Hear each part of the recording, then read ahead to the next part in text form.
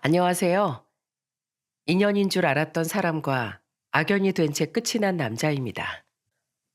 인생을 잘 살기 위해서는 사람들과 좋은 인연을 맺는 게 중요하다고 생각했어요.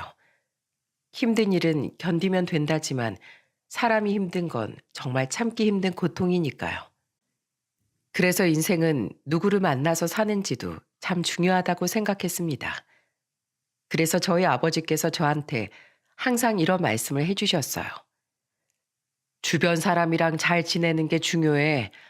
그래야 어디서 있든 마음 편하게 잘 지낼 수 있어.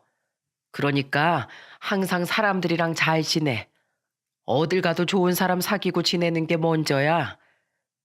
아버지가 해주신 말을 고등학생 때까지 이해를 잘 못했던 것 같아요. 하지만 사회로 나와서 일을 하다 보니까 아버지의 말이 뼈저리게 느껴졌습니다.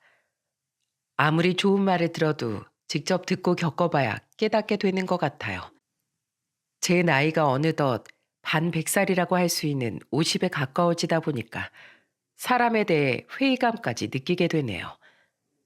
정말 열심히 살아온 인생이 골로 갈 뻔했던 일생일대의 사건이 있었어요.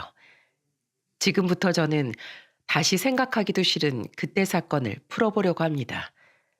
여러분들은 인생에서 가장 중요한 선택을 살면서 몇 번이나 한다고 생각하십니까? 여러 선택이 있겠지만 그 중에 하나는 결혼이라고 생각합니다. 어떤 배우자와 사느냐가 인생 후반을 결정한다고 생각해요. 그리고 저도 한때는 평생을 행복하게 살자며 약속했던 아내가 있었어요. 사람이 아니라 천사가 아닐까 싶을 정도로 마음씨 곱고 배려심 깊던 사람이었습니다. 저는 소개로 아내를 만났고 결혼을 결심할 만큼 온 마음을 다해 사랑했던 여자였어요. 특히 아내는 아픈 장모님을 혼자서 책임지면서 살던 상태였습니다. 아내와 연애한 지 2년쯤 됐을 때 저는 아내한테 결혼하자면서 프로포즈를 했어요. 그런데 아내가 저한테 울면서 말하는 겁니다. 오빠, 우리 엄마 청각 장애 있는 거 알잖아. 난 평생 우리 엄마 챙겨드리면서 살아야 돼. 근데 내가 어떻게 결혼을 해? 나랑 같이 해드리면 되잖아. 혼자 사는 것보다 둘이 하면 장모님도 두 배로 행복하실 거야. 안 그래? 이건 아닌 것 같아. 내 짐을 오빠한테까지 같이 지고 가자고 할 수가 없어. 내 남동생도 엄마 외면하고 살아. 친아들도 힘들어서 두 손 두 발 다 든 걸 왜 오빠가 같이 하겠다는 거야. 짐이라니. 너 낳아주고 키워주신 분인데 왜 짐이야. 사람이 조금 아플 수도 있는 건데 왜 그렇게까지 생각해. 소영아, 너 힘든 거 다 알아. 그러니까 내가 옆에서 같이 도와주고 싶어서 그래. 그러니까 나랑 같이 행복하게 살면서 좋은 모습만 보여드리자. 오빠, 내가 뭐라고 그런 결심까지 해. 나 없으면 너 편하게 행복하게 살 수도 있잖아. 난 너랑 있어야 행복해. 그래서 너랑 평생 행복하게 살고 싶어. 아내는 처음에 청각 장애가 있는 장모님 때문에 결혼도 망설였어요. 그만큼 아내가 장모님을 생각하는 마음은 애틋했습니다. 그 당시 아내한테 남동생이 있었지만 장모님은 거들떠보지 않았어요. 심지어 장인이 공장에서 일하면서 생계를 책임져 오셨는데 갑자기 공장에 불이 나면서 화재로 돌아가신 거예요. 그래서 아내가 먼저 떠난 장인을 대신해 장모를 책임지고 있었던 겁니다. 그래서 저는 아내와 결혼을 결심했을 때 가장 먼저 시작한 게 수화 공부였어요. 처음엔 서툴렀지만 장모님께 제 진심을 전하고 싶었습니다. 서툰 수화 실력이었지만 최선을 다해서 장모님을 뵙고 손짓을 하며 보여드렸어요. 장모님, 제가 소영이 행복하게 해주겠습니다. 그리고 장모님께도 제가 효도할게요. 느릿한 손짓으로 서툴게 보여드렸는데도 장모님은 인자하게 웃으시면서 절 안아주셨습니다. 그리고 장모님은 어눌한 발음으로 저에게 덕담을 해주셨어요. 우리 소영이 잘 부탁할게요. 착한 딸이 나 때문에 고생했어요. 저는 장모님의 어눌한 말씀에 울컥했어요. 청각 장애가 있어도 어눌하고 서툰 발음으로 말씀은 할 수 있으셨거든요. 그리고 장모님의 말에 저는 아내와 장모님이 서로를 얼마나 아끼는지 느낄 수 있었습니다. 하지만 항상 장모님을 아끼는 아내와 달리 하나 있던 처남은 집안일에 아예 무관심했어요. 평소에는 집에 관심도 없던 처남이 장모님께 관심을 보일 때가 있긴 했습니다. 한 번은 제가 아내와 장모님께 저녁을 해드리려고 시장을 봐서 처가에 가던 날이었어요. 비밀번호를 입력하고 문을 열고 들어갔는데 안방에서 화를 내는 소리가 들렸습니다. 누나가 돈 줬냐고. 아, 진짜. 그냥 통장을 이리 줘봐. 내가 확인하게. 해준 것도 없이 집 만들 거면 돈이라도 달라니까. 엄마가 나한테 해준 게 뭐가 있는데 해준 것도 없으면 돈 달라 할 때 돈이나 줘. 바로 처남이 장모님께 돈을 달라고 소리치고 있는 거예요. 아내가 매달 25일에 월급이 들어오면 장모님께 용돈을 주고 있다는 걸 처남이 알게 된 겁니다. 그걸 본 아내가 안방으로 뛰어들어가서 처남을 말리면서 소리쳤어요. 너 지금 뭐 하는 거야? 지금 그게 엄마한테 할 소리야? 대체 넌 언제 정신 차릴 거야? 누나까지 왜 그래? 엄마가 이 모양인데 내가 정신 차리게 생겼어? 엄마 때문에 인생에 되는 일이 하나도 없다고. 그러면 돈이라도 주면서 날 도와줘야지. 네 인생이 시궁창인 게 왜 엄마 탓인데. 네가 매일 술 퍼마시고 일도 안 하고 도박 같은 거나 하니까 인생이 그따위인 거잖아. 식구들이 너한테 도박판 가서 도박하라고 등 떠밀었어? 애초에 내가 이런 집구석에서 태어나지만 않았어도 도박판에 빠지는 일 따위 없었어. 뭐야? 너 진짜 정신 안 차려? 아내는 화를 내다가 결국 처남 뺨을 내리쳤어요. 그러자 처남은 아내를 보고 화난 목소리로 소리쳤습니다. 누나가 왜 때려? 뭔데 때려? 더러워서 나간다. 이놈의 집구석 안 들어올 거야. 결국 처남은 집을 나가버렸고 놀란 장모님은 아내 팔을 잡고 애원하면서 말씀하셨어요. 하지 마. 때리지 마. 내가 미안해. 장모님의 말에 아내는 울면서 장모님을 끌어안고 말했습니다. 엄마, 미안해. 다시는 안 그럴게. 너무 화가 나서 그랬어. 이런 일이 있었으면 나한테 말했어야지. 왜 말도 안 했어. 소영이, 너 힘들잖아. 아니야. 엄마 일인데 내가 왜 힘들어. 난 엄마가 말도 안 하고 숨기는 게 더 힘들어. 그러니까 나한테 그냥 말해. 나 엄마 딸이잖아. 자식한테 말 못할 일이 뭐가 있어. 서로를 끌어안고 우는 모녀의 모습을 보면서 저도 소리 없이 눈물을 흘렸습니다. 그때 저는 아내한테 다가가서 등을 다독이면서 말했어요. 소영아, 내가 저녁 준비할 테니까 여기서 어머님 좀 진정시켜드리고 있어. 많이 놀라셨겠다. 오빠 미안해. 맨날 이런 모습만 보이네. 나 정말 괜찮으니까 어머님이랑 같이 있어. 내가 저녁 준비되면 부를게. 저는 아내한테 장모님을 안심시켜드리라고 말하고 주방으로 갔어요. 할 줄 아는 건 김치찌개뿐이었지만 최선을 다해서 준비했습니다. 나름대로 생선도 굽고 냉장고에 있던 반찬도 꺼내서 저녁을 차렸어요. 그리고 방에 있던 아내와 장모님을 주방으로 불렀습니다. 아내는 제가 준비한 저녁상을 보고 감탄하며 말했습니다. 우와, 엄마, 이것 좀 봐.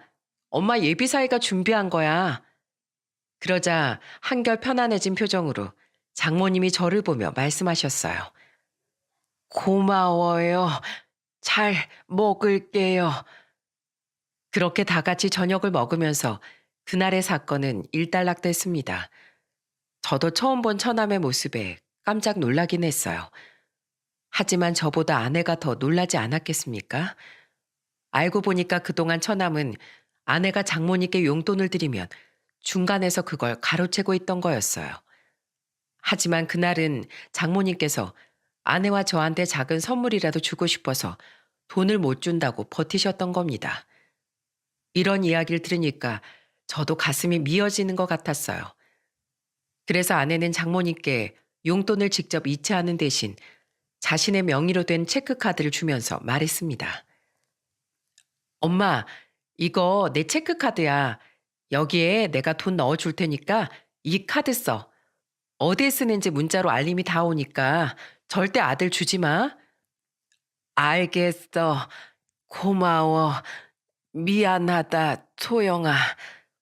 뭐가 미안해. 엄만 제발 그런 말 좀 하지 마. 난 엄마랑 이렇게 잘 살고 싶어. 아내는 정말 누구보다 장모님을 아끼고 위하는 마음이 컸어요. 그리고 그 후 저는 아내와 결혼 준비를 시작했습니다. 아내는 저희 집에 인사를 가기 전 혹시나 반대랄까봐 겁을 냈어요. 하지만 저희 부모님은 아내를 보자마자 반갑게 맞이해 주셨습니다. 특히 아버지는 아내를 보면서 기쁜 목소리로 말씀하셨어요. 어서 와요. 제식이한테 하도 이야기 많이 들어서 누군지 너무 궁금했는데 이제야 보네요. 저도 꼭 인사드리고 싶었어요. 안녕하세요. 저는 김소영이라고 합니다. 아버지는 아내를 무척이나 마음에 들어 하셨습니다. 그리고 아내와 밥도 먹고 대화를 나누던 중 조심스럽게 아버지가 질문을 하셨어요. 아픈 어머니 모시고 사는 게 쉽지 않았을 텐데 참 기특하네. 아니에요. 부모님인데 당연하죠. 자식으로서 당연한 일 하는 거라고 생각해요. 요즘 같은 시대에 그런 효심 가진 젊은 사람 찾기가 힘들잖아. 그래서 그런지 난 소영 씨가 참 좋은 사람으로 느껴져. 감사합니다. 사실 좀 걱정했어요. 아무래도 혼자 있는 어머니가 몸이 불편하시니까 절 반대하시면 어떡하나 걱정이 많아서요. 아이고, 세상에 이렇게 열심히 사는 사람이 또 있겠어? 우린 소영 씨 반대할 생각 조금도 없어. 오히려 우리 재식이가 소영 씨 만나고 얼마나 철이 들었나 몰라. 오히려 내가 고맙지. 아버지가 아내를 보면서 말하자 아내는 눈물을 흘렸어요. 그런 아내를 아버지가 다독여줬습니다. 그렇게 저와 아내는 양가 부모님의 축복 속에 결혼식을 올릴 수 있었어요. 그 당시 제가 중견기업에 다니고 있었지만 양가 도움 없이 결혼하려다 보니까 형편이 넉넉하지 못했습니다. 그래서 저희는 3년 뒤에 아이를 낳으려고 했어요. 저희 집도 결혼 자금을 도와줄 형편이 아니었기 때문에 집을 사면서 대출을 받아야만 했죠. 아파트를 사면서 생긴 대출금 갚기가 먼저 급선무였고 맞벌이하면서 안정적으로 살 수 있게 기반을 만들려고 했어요. 결혼 후 아내는 정말 저희 부모님도 친부모님처럼 챙겼습니다. 아내는 항상 장모님께 보내줄 반찬을 만들면서 저희 부모님 드릴 반찬까지 넉넉하게 만들었어요. 그리고 저와 같이 부모님 댁에 가서 손수 만든 반찬을 드리면서 말했습니다. 어머님, 제가 양을 너무 많이 했나 봐요. 반찬 좀 만들어 왔는데 이것 좀 드셔보세요. 아이고, 얘는 뭘 또 이런 걸 가져왔어. 내가 챙기지 말라고 했잖아. 지난번에도 가져오고 또 가져온 거야? 제가 손이 좀 크잖아요. 내가 며느리 보고서 이렇게 호강할 줄 몰랐네. 고맙다. 잘 먹을게. 네 시아버지는 저번에 준 반찬에 밥을 2그릇씩 드셨어. 입맛도 까다로운 양반이 입맛에 딱 맞았나 봐. 정말요? 그럼 제가 앞으로도 종종 챙겨올게요. 힘든데 괜히 그러지 마. 해줘도 내가 널 해줘야지. 누가 해주면 뭐가 어때요? 제 마음이니까 받아주세요. 맛있게 드셔주시는 것만으로도 저는 정말 행복해요. 요리를 잘했던 아내는 누가 시키지 않아도 손수 만들어서 시댁도 잘 챙기는 며느리였어요. 그래서 저희 부모님은 아내를 누구보다 예뻐하셨습니다. 제가 여동생이 2명 있었는데 여동생들도 칭찬이 일색이었어요. 한 번은 막내 여동생이 저한테 전화해서 이런 말까지 했었습니다. 오빠, 새언니가 엄마 모임에서 여행 간다고 용돈 보내줬나 봐. 엄마가 너무 좋아하셔. 정말? 아내한테 얘기 못 들었는데? 내가 세연이 그럴 것 같아서 전화한 거야. 세연이 가만 보면 왼손이 하는 일을 오른손이 모르게 하더라니까? 좋은 일을 했으면 오빠한테 가서 말해야지. 왜 말을 안 해? 나 같았으면 내가 시댁에 이만큼 하니까 남편도 우리 집에 더 잘하라고 말할 것 같은데. 진짜 오빠는 장가 안 한 잘 같다니까? 요즘에 그런 여자가 어딨어. 시댁 따로 친정 따로 생각하는 여자들이 좀 많아? 세연이한테 잘해. 동생의 말에 저는 어안이 벙벙했어요. 여동생의 말처럼 아내는 저 모르게 저희 부모님을 챙겨도 저한테 말을 안 했습니다. 그래서 제가 뒤늦게 알 때가 많았어요. 그래서 보다 못한 여동생은 아내가 집에 다녀가면 저한테 시시콜콜 다 이야기를 할 정도였죠. 그날 저녁 저는 아내한테 진지한 목소리로 물었어요. 당신 오늘 우리 엄마한테 용돈 보내드렸어? 그걸 어떻게 알았어? 아휴, 내가 당신 모르게 하려고 했는데 들켰네. 뭐하러 그런 걸 비밀로 해. 자꾸 말도 없이 챙기니까 내가 미안해지잖아. 뭐가 미안해. 당신은 우리 엄마 위해서 수학까지 배우는데 내가 그 정도도 못해? 나도 효도하는 거야. 나도 당연한 일 하는 건데 뭘 그렇게 신경 써. 그냥 편하게 생각해. 난 장모님이랑 더 많이 대화하고 싶어서 그런 거야. 당신처럼 나도 어머님이랑 친해지고 싶어서 그런 거야. 그러니까 당신도 편하게 생각해. 아내는 제가 수화 배우는 걸 너무 고맙게 생각했어요. 그래서 아내는 조금이라도 더 시댁에 잘하려고 노력했던 것 같아요. 이런 아내의 마음씨에 저는 너무나도 고마웠어요. 여동생의 말처럼 저는 정말 결혼 한 번 잘했다고 생각했습니다. 그런 아내를 기쁘게 해주고 싶어서 한 달에 한 번 저는 꽃과 케이크를 사서 집으로 갔어요. 그리고 아내가 문을 열면 꽃을 건네면서 말했습니다. 짠! 여보를 위한 꽃다발. 이게 무슨 꽃다발이야? 오늘 무슨 날이야? 꼭 무슨 날이어야 꽃을 사? 당신을 위한 서프라이즈 선물이야. 이 케이크는 당신이 좋아하는 치즈케이크. 이게 뭐야? 이런 거 비싸기만 한데 뭐하러 사왔어? 예쁘긴 예쁜데 이런 거 앞으로는 사지 마. 아내는 입으로는 뭐하러 사왔냐고 하면서 계속해서 냄새를 맡아보고 이리저리 꽃을 살폈습니다. 게다가 아내는 꽃다발을 들고 집안을 살피면서 말했어요. 이걸 어디에 놔두지? 화병을 어디에 뒀더라? 그래도 집안에 꽃이 있으니까 분위기가 달라진다. 아깐 비싸다고 사지 말라면서. 그렇긴 한데 그래도 꽃 받았으니까 기분이 좋은 걸 어떡해. 집안 분위기도 확 살고 너무 예쁘다. 이렇게 좋아할 줄 알았으면 진작에 사올 걸 그랬다. 앞으로 내가 종종 사다 줄게. 자주 못 사도 가끔씩 기분 전환하면서 살자. 내 남편 완전 로맨티스트였네. 정말 세상을 다 가진 것 같다. 아내가 행복해하는 얼굴을 보니까 저까지 기분이 좋았습니다. 얼른 대출을 좀 갚고 경제적으로 안정을 찾아서 아내를 닮은 아이를 낳고 살고 싶었어요. 하지만 이대로 쭉 행복하게 살 줄 알았던 저희 부부한테 불행이 찾아온 겁니다. 그날은 평소와 다를 거 없던 날이었어요. 제가 아내보다 1시간 정도 먼저 출근했는데 아내는 저를 문 앞까지 배웅해 주면서 말했습니다. 여보, 오늘 일찍 들어와요. 내가 맛있는 두부찌개 해줄게. 우와, 오랜만에 당신이 해주는 두부찌개 먹어보겠네. 오늘 꼭 칼퇴근해서 올게. 그래, 오늘도 파이팅하고 조심히 다녀와. 평소처럼 아내와 파이팅을 다짐하면서 하루를 시작했어요. 그런데 그날 집에 왔는데 아내가 없는 겁니다.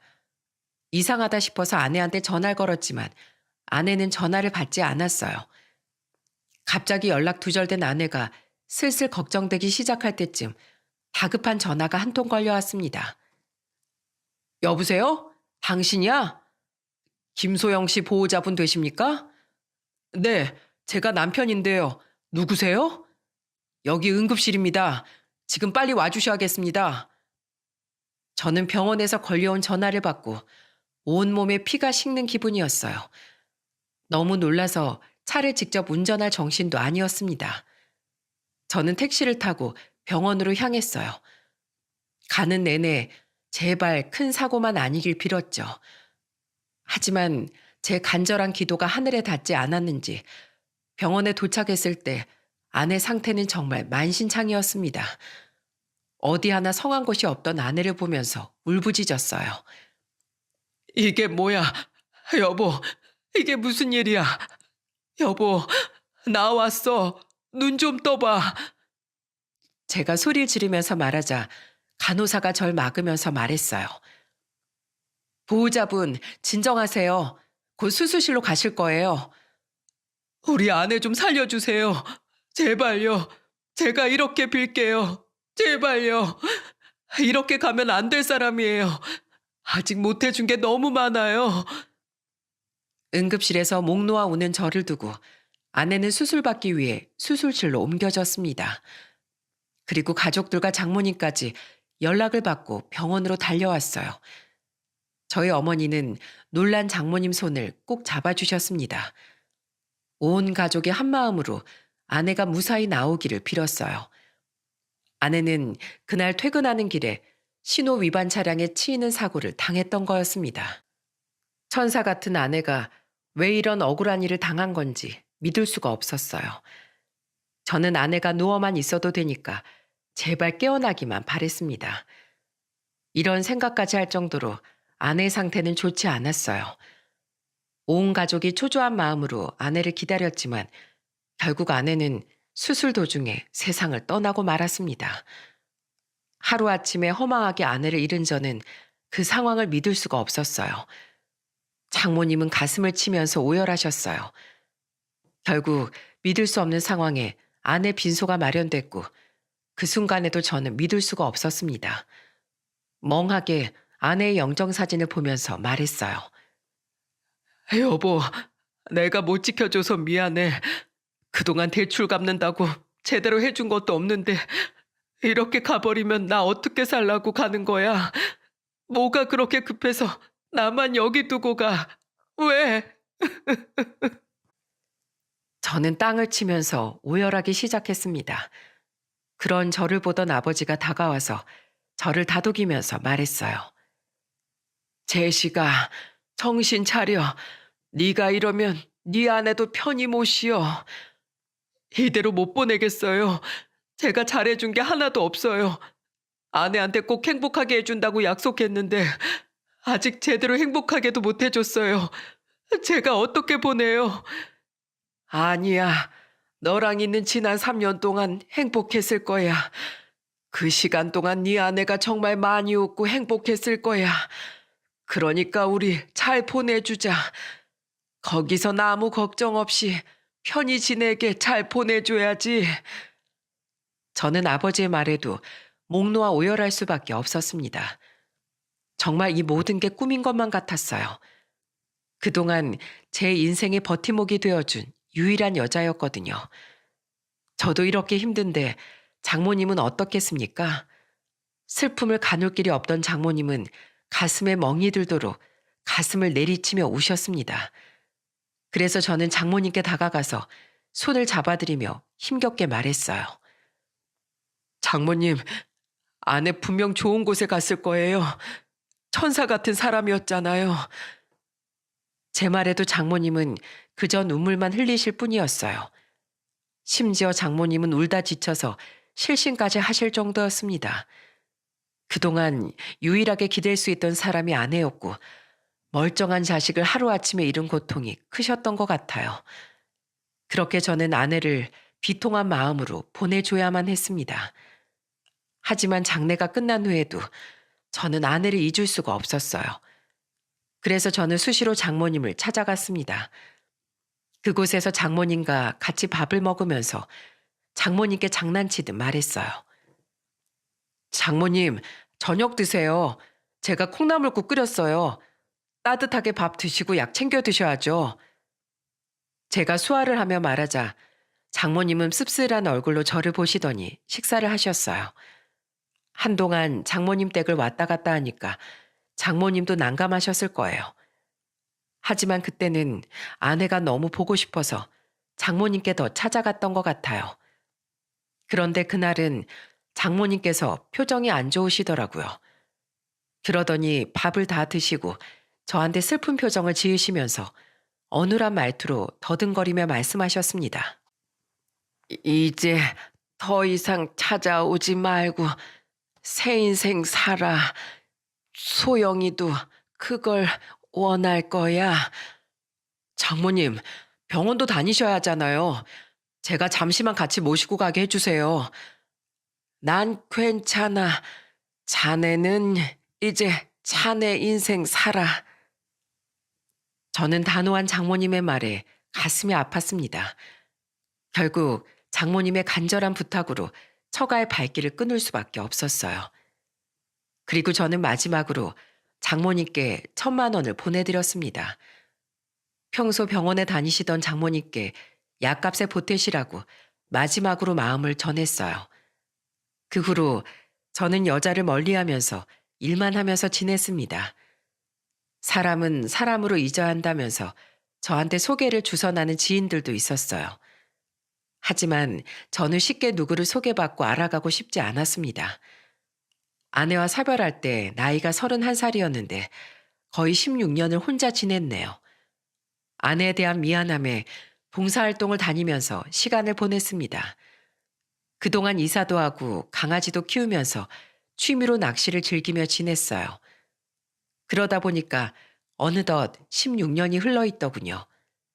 그렇게 과거에 차츰 무뎌질 때쯤에 우연히 한 여자를 만나게 됐어요. 그 여자는 40대 초반에 혼자서 딸을 키우고 있던 여자였어요. 제가 키우던 포메라니안 강아지를 데리고 애견 카페에 갔었는데 그때 그 여자가 강아지를 예뻐해주면서 말했습니다. 강아지 이름이 뭐예요? 강아지가 너무 예뻐요.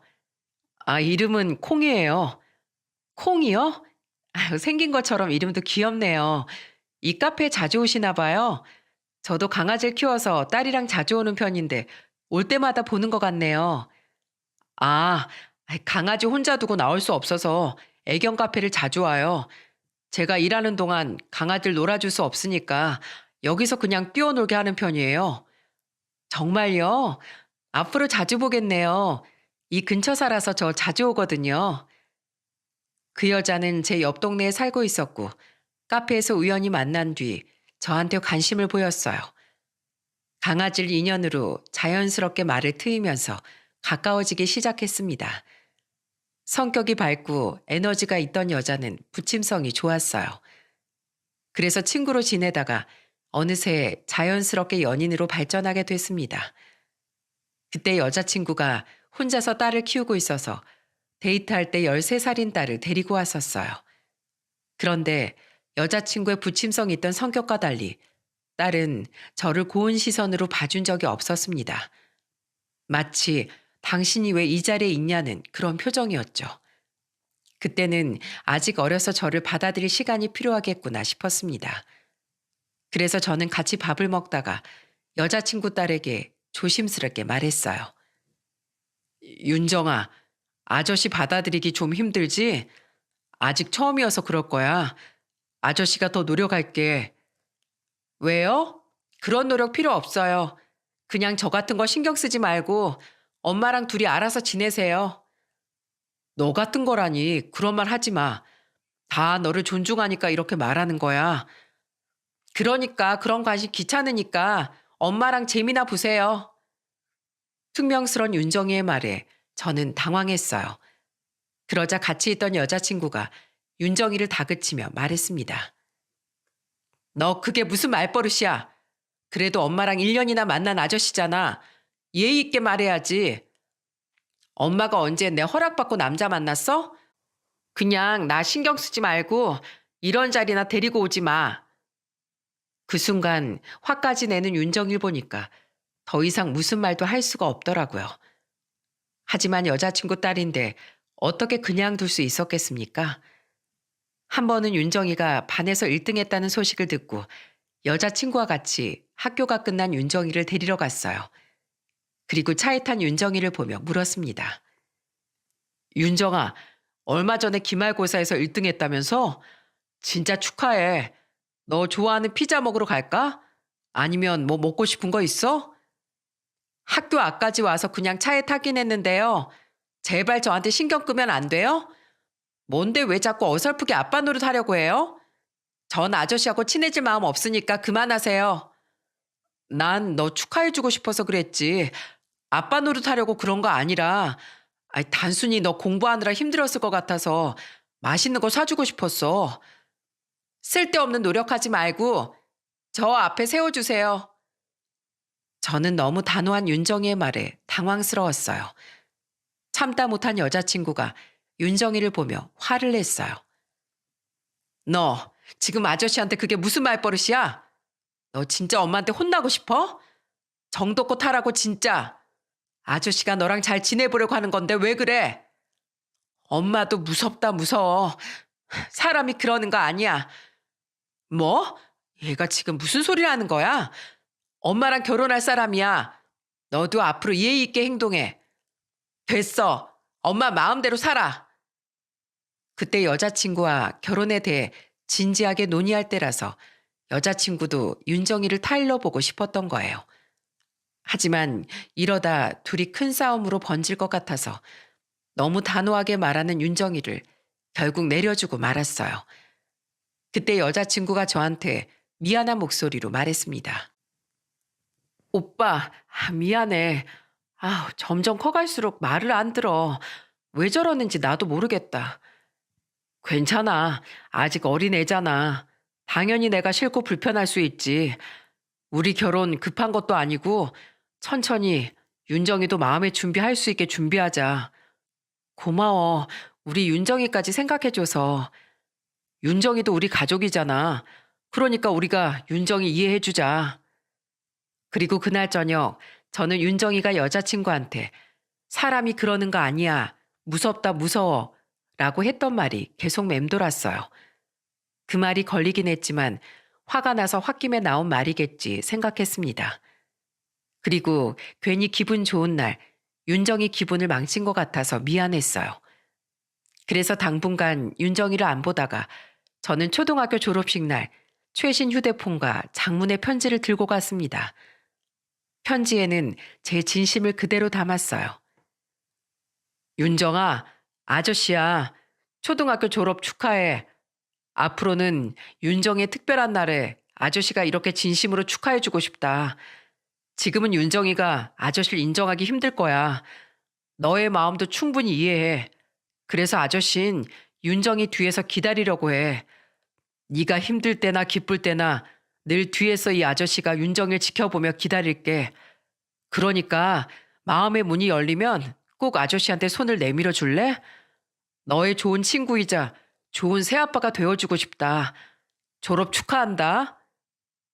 그리고 저는 졸업식 날 편지와 선물을 윤정이에게 전해주었어요. 제 편지를 본 윤정이는 며칠 뒤부터 저를 대하는 게 조금씩 달라졌습니다. 며칠 뒤 여자친구 집 앞에서 다시 만난 윤정이는 저한테 처음으로 이런 말을 하더라고요. 아저씨, 선물 감사해요. 편지도 다 읽었어요. 정말? 윤정이 마음에 들어서 정말 다행이다. 중학교 가서 잘 쓸게요. 그리고 입학식은 2월에 있어요. 오세요. 그래, 아저씨가 꼭 가서 축하해 줄게. 저는 그때 윤정이를 보고 너무 기뻤어요. 그리고 저는 윤정이 중학교 입학식 때 여자친구와 같이 꽃다발을 들고 참석했습니다. 새로운 시작을 준비하는 윤정이를 축하해 줄 수 있어서 너무 기뻤어요. 그리고 윤정이와 점차 가까워졌다 싶을 때 저는 늦은 시간에 끝나는 학원에 데리러 가기도 했습니다. 여자친구와 학원 앞에서 윤정이를 기다렸다가 반가운 목소리로 말했어요. 윤정아, 배고프지? 야식 먹고 들어갈까? 아저씨는 우리 엄마랑 둘이 데이트 안 해요? 왜 자꾸 저 데리러 와요? 학원이 늦게 끝난다고 하니까 걱정되니까 온 거지.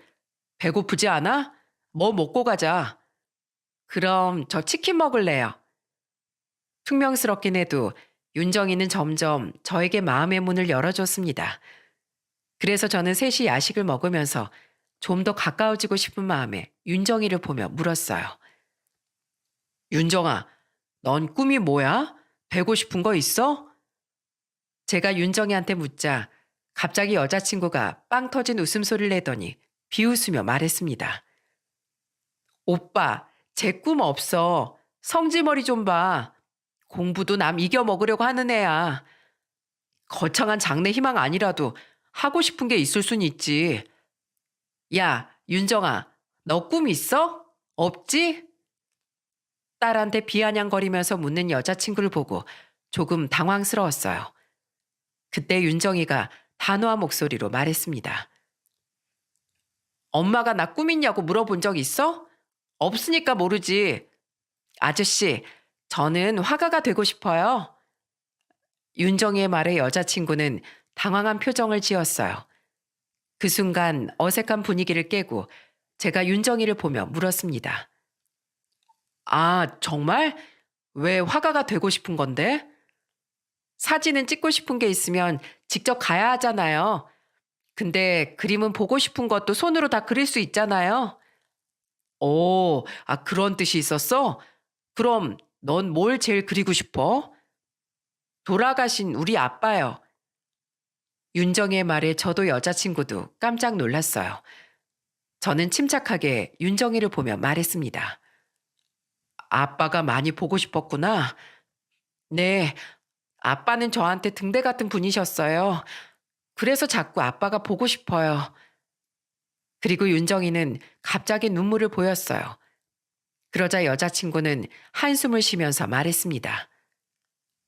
아, 나 잠깐 나갔다 올게. 윤정이와 둘이 남은 저는 휴지를 건네면서 말했어요. 윤정아, 미안해. 내가 괜한 걸 물어봤네. 아니에요. 근데 아저씨, 저희 엄마 사랑하세요? 얼마큼 믿으세요? 갑자기 그게 무슨 소리야. 많이 좋아하니까 만나지. 사랑하는 사이니까 결혼 준비도 하는 거야. 아저씨. 그 순간 여자친구가 들어왔고 오자마자 울고 있는 윤정이를 보며 소리쳤어요. 너 또 아저씨 괴롭히는 거야? 제발 좀 친하게 지내라고 그랬잖아. 그런 거 아니야. 갑자기 나타난 여자친구 때문에 윤정의 말을 끝까지 듣지 못했어요. 그래서 그날은 더 대화를 나누지 못하고 자리에서 일어나게 됐습니다. 그때는 별거 아니라고 생각했어요. 여자친구가 전 남편과 사별했다는 걸 알고 있었기 때문에 윤정이가 상처가 클 거라는 걸 이해할 수 있었습니다. 그런데 몇 달 뒤 저는 윤정이가 저한테 하려고 했던 말을 뒤늦게 듣고 기절초풍했어요. 그때는 저와 여자친구가 양가 상견례까지 끝낸 후였어요. 그리고 결혼식이 한 달 정도 남았을 때였고 지금도 기억할 만큼 그날의 충격이 생생합니다. 게다가 9월 16일 그날은 윤정이 생일이라 제가 똑똑히 기억하고 있어요. 저는 윤정이 생일을 축하해주고 싶어서 레스토랑을 예약해둔 상태였습니다. 그래서 7시에 만나기로 약속하고 저는 케이크까지 미리 준비해서 먼저 도착해 있었어요. 그런데 갑자기 여자친구한테 전화가 걸려왔어요. 나 어떡하지? 회사 일이 생겨서 조금 늦을 것 같아. 윤정이랑 먼저 먹고 있어. 어쩔 수 없지. 천천히 와. 결국 여자친구가 조금 늦는다길래 저는 7시에 맞춰서 도착한 윤정이한테 난감한 목소리로 말했습니다. 윤정아, 엄마가 조금 늦는다는데 어떡하지? 우리 조금 기다릴까? 아저씨, 그냥 우리끼리 해요. 어? 그래도 엄마 기다려야 되지 않을까? 저 배고파요. 그냥 둘이 바로 해요. 그래. 그럼 윤정이 생일이니까 얼른 먹자. 아저씨가 케이크 사왔는데 촉 켤게. 생일 진심으로 축하해. 부담스럽게 생각하지 말고 천천히 편해질 때 말해줘. 알겠지? 자, 초 다 붙였다. 14번째 생일 아주 정말 진심으로 축하해. 우리 생일 축하 노래 부르자. 저는 생일 축하 노래를 부르기 시작했어요. 생일 축하합니다. 생일 축하합니다. 사랑하는 윤정이 생일 축하합니다. 신나는 목소리로 생일 축하 노래를 부르는데 윤정이가 울기 시작했어요. 그걸 본 저는 당황한 목소리로 윤정이를 보며 말했습니다. 왜 울어? 이 좋은 날에. 어서 촛불부터 불어야지. 자, 그리고 이건 아저씨 선물이야. 아저씨, 저 도저히 죄책감 들어서 못하겠어요. 아저씨, 우리 엄마 어떤 사람인지 모르죠? 제발 헤어지세요. 아저씨처럼 좋은 사람한테 우리 엄마가 어울리지 않아요. 갑자기 그게 무슨 소리야? 저희 아빠가 왜 먼저 하늘로 떠났는지 모르시죠? 저는 윤정이의 갑작스런 말에 당황스러웠어요. 그리고 이어지는 윤정이의 말은 충격적이었습니다. 엄마가 다른 아저씨랑 바람 펴서 아빠가 매일 술만 마시다가 돌아가셨어요. 뭐? 그게 사실이야? 네. 그래서 얼마나 엄마를 원망하고 살았는데요. 우리 아빠 얼마나 불쌍했는데요. 우리 아빠가 엄마하고 나한테 얼마나 잘해줬는지 아세요?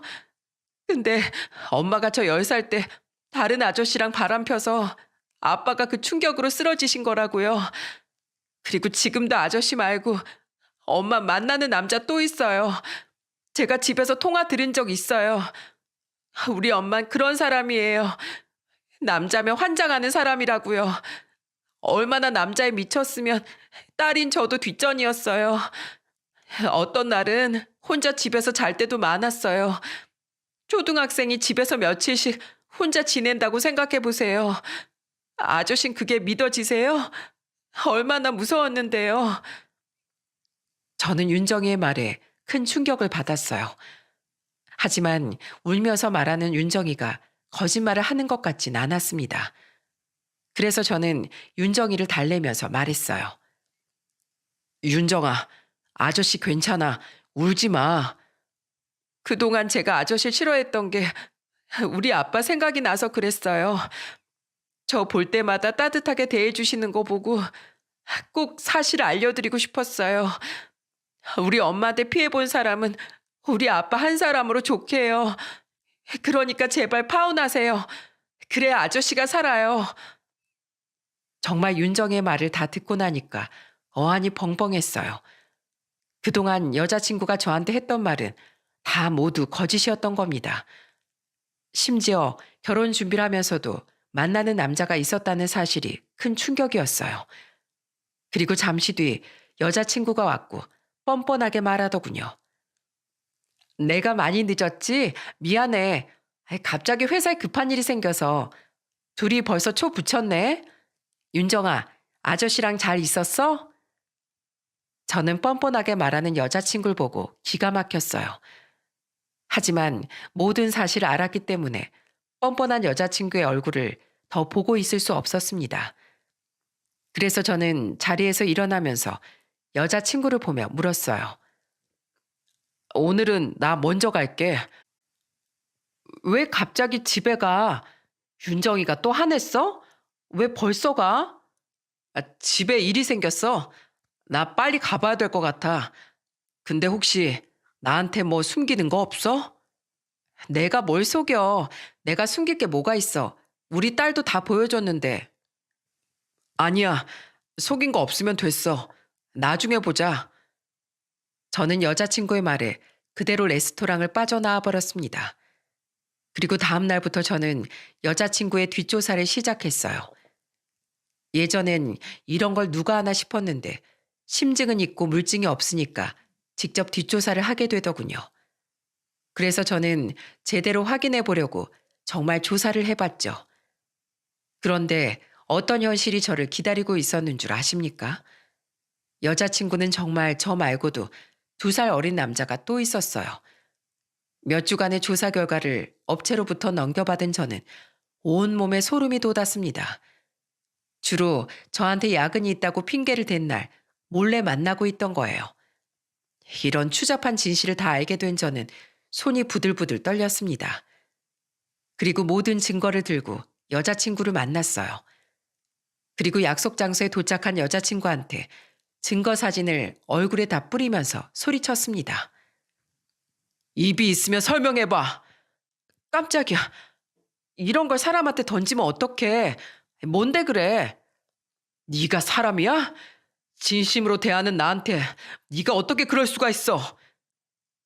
저는 여자친구한테 소리치며 말했어요. 그리고 제가 던진 걸 확인한 여자친구가 손을 떨면서 말하더군요. 오빠, 이거 다 오해야. 이 남자 예전에 잠깐 만난 사람인데 자꾸 스토커처럼 굴어서 한 번 본 거야. 한 번? 너 누굴 바보로 알아? 딱 봐도 한 번이 아니잖아. 넌 네 딸한테 부끄럽지도 않냐? 날 만난 의도가 뭐야? 중견기업 부장에 아파트도 있다니까 탐났어?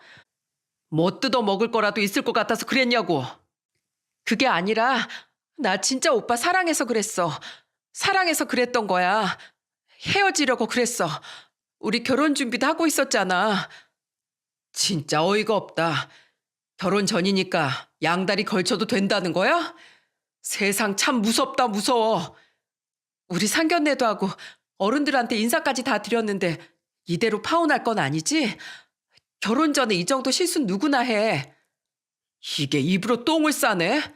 상견례 했다고 파혼 못할 것 같아? 이혼보다 파혼이 100번 나아. 그리고 너처럼 남자에 미친 여잔 안 봐도 뻔해. 개가 똥을 끊지 네가 바람 피는 거 끊을 수 있을 것 같아? 난 너 못 믿어. 너 같은 여자 정말 이 사회에서 그냥 없어져 버려야 돼. 알겠어? 다신 보기도 싫으니까 내 앞에 나타나지 마. 오빠, 내 말 좀 들어봐. 오빠. 저는 자꾸 매달리는 여자친구한테 앞에 있던 물을 뿌려버렸어요. 그리고 물 맞은 여자를 보면서 소리쳤습니다. 내가 너한테 당한 게 억울해서 내가 그냥 못 가겠다. 자, 이거나 받아라. 소리 지르는 여자를 두고 그대로 집으로 와버렸어요.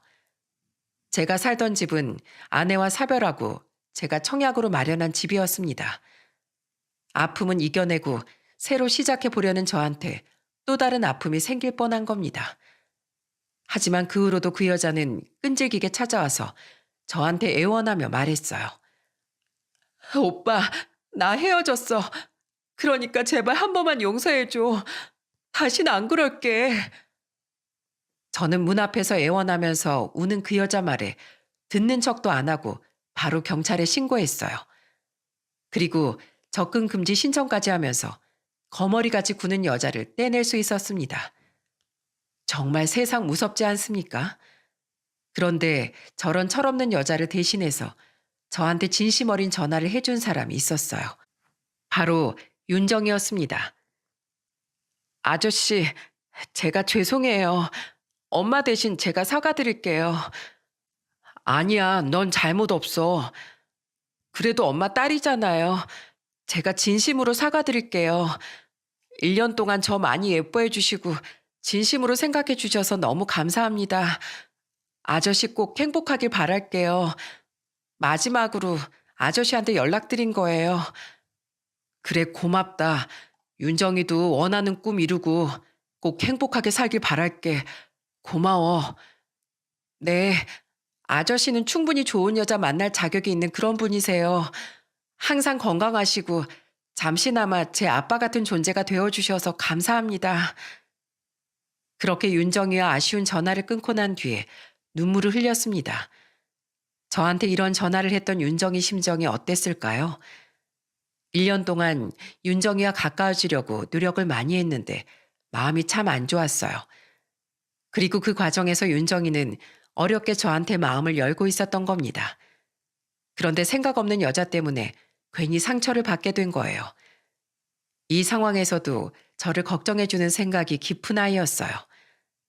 이런 윤정이가 행복하고 건강하게 살기를 바랄 뿐이었습니다. 만약에 정말 윤정이가 아니었다면 제 인생이 어떻게 됐을까요? 벌써 1년이 지난 일인데도 아직도 가슴이 철렁하네요. 지금은 다 잊으려고 하는데도 자꾸 윤정이의 의젓한 모습이 눈에 밟힙니다. 지금은 모든 걸 잊고 새 인생을 살려고 노력 중입니다. 제 인생에는 사별한 아내가 유일한 여자인 것 같아요. 요즘은 평소처럼 봉사활동도 다니고 취미로 낚시를 즐기고 있습니다. 부모님도 저한테 차라리 다행이라면서 저를 격려해주고 계세요. 나이가 들수록 저는 좋은 사람들을 곁에 둬야 한다고 생각합니다. 그래야 저 또한 좋은 영향력을 받을 수 있다는 생각이 들더라고요. 윤정이는 못난 엄마를 뒀지만 현명한 판단을 하고 성장할 줄 아는 사람이었어요. 그리고 중요한 순간에 저한테 도움을 준 정말 고마운 사람이었습니다. 어렸지만 어른 못지않게 생각이 분명한 선한 사람이라고 생각해요. 그래서 주변에 좋은 사람이 한 명만 있어도 인생은 좋은 방향으로 나아간다고 생각합니다. 사별한 아내는 저한테 그런 좋은 마음을 심어준 사람이었어요. 그래서 제가 봉사하면서 사는 것 같네요. 아내를 만나기 전엔 그저 먹고 사는 데만 급급했는데 이제는 베풀 줄도 알아요. 아버지가 저한테 좋은 사람과 시간을 보내는 게 중요하다는 말을 하셨던 게 이제야 실감이 납니다. 좋은 환경을 만드는 건 결국 사람 아니겠습니까? 그래서 항상 사람이 먼저라고 말씀하셨던 것 같아요. 여러분도 새해에는 좋은 사람과 뜻깊은 한 해만 보내시길 바랄게요. 감사합니다.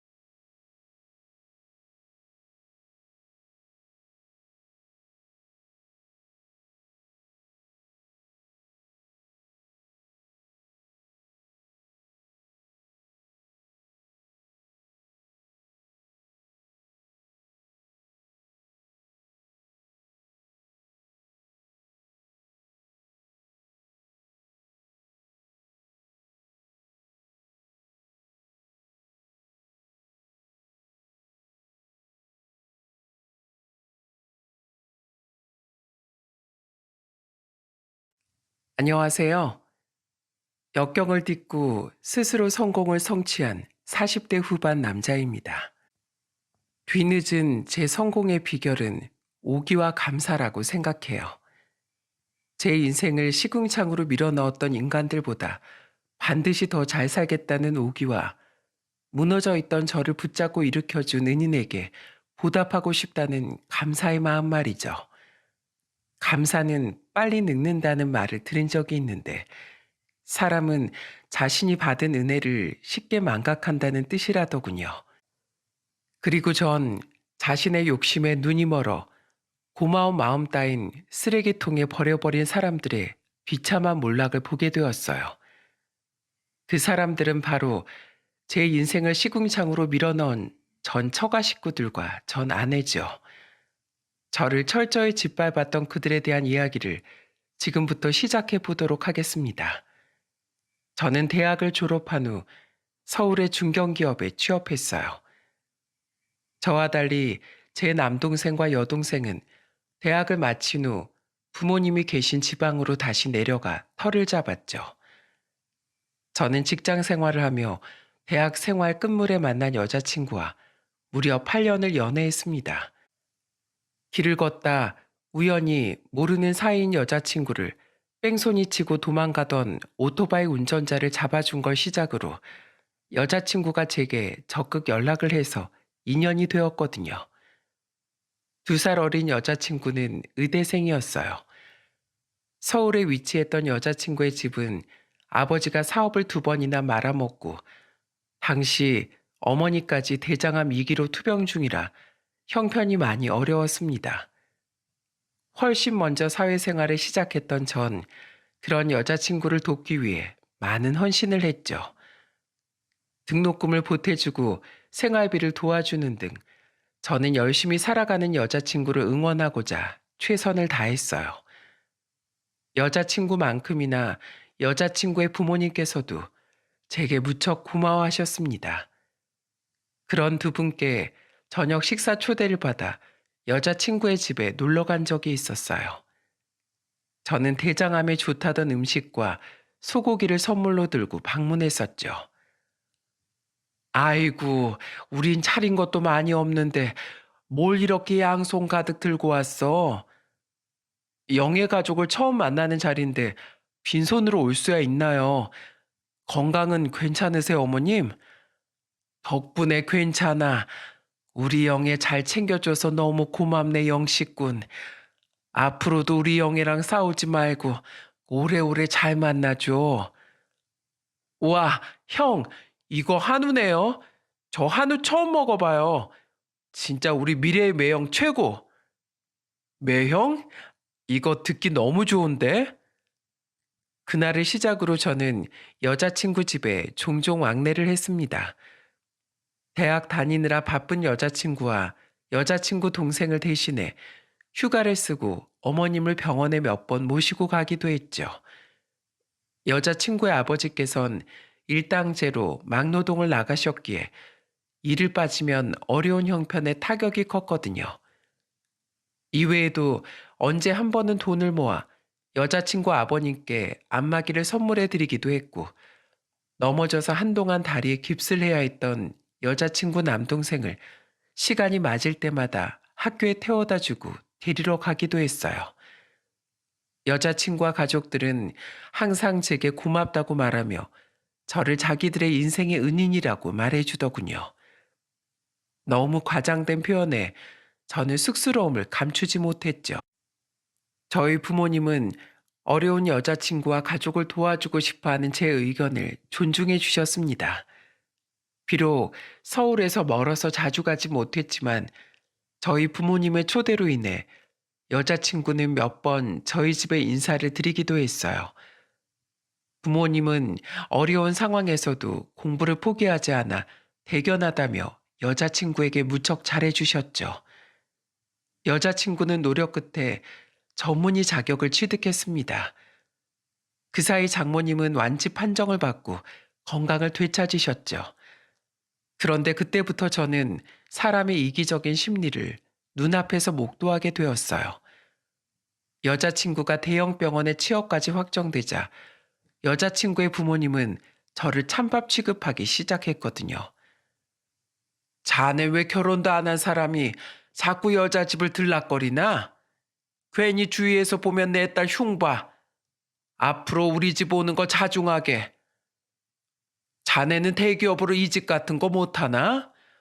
의사를 만나려면 사자 직업은 못 돼도 적어도 그 정도는 돼야 하지 않겠나? 심지어는 여자친구의 동생까지 슬금슬금 저를 피하더라고요. 너무 변해버린 모습에 많이 속상했습니다. 그리고 얼마 뒤 여자친구와 술을 한잔하며 전 인생의 전환기를 맞게 되었어요. 너희 부모님께서 이젠 내가 사이로 성에 안 차시나 봐. 예전엔 날 그렇게 예뻐하셨는데 우리 만남에 대해 진지하게 생각할 시간을 가져보자. 오빠, 농담으로라도 그런 소리 하지 마. 내가 오빠 없이 어떻게 살아? 우리 가족들, 내가 돈을 좀 많이 벌기 시작하니까 잠깐 욕심이 생겨서 그러는 거야. 걱정 마. 금방 원래대로 다들 돌아올 거야. 오빠가 그동안 우리 가족한테 어떻게 했는데 그걸 잊으면 다들 사람도 아니지. 오빠, 그동안 변함없이 내 옆 지켜줘서 정말 고마워. 이 세상에 내 짝은 오빠 단 한 사람뿐이야. 이젠 내가 오빠 책임질게. 그러니까 생각할 시간 같은 말 하지 말고 내가 오빠 평생 호강시켜 줄 수 있게 나랑 결혼해 줄래? 그렇게 여자친구의 청혼으로 우린 연인에서 부부가 되었습니다. 이젠 장인 장모가 된 아내의 부모님은 여전히 저를 탐탁지 않게 여기는 듯 했지만 흔들림 없이 제게 믿음을 주는 아내를 믿고 저는 결혼을 진행하게 되었죠. 또한 아내의 말대로 처가 식구들의 저에 대한 태도는 일시적인 거라고 믿었어요.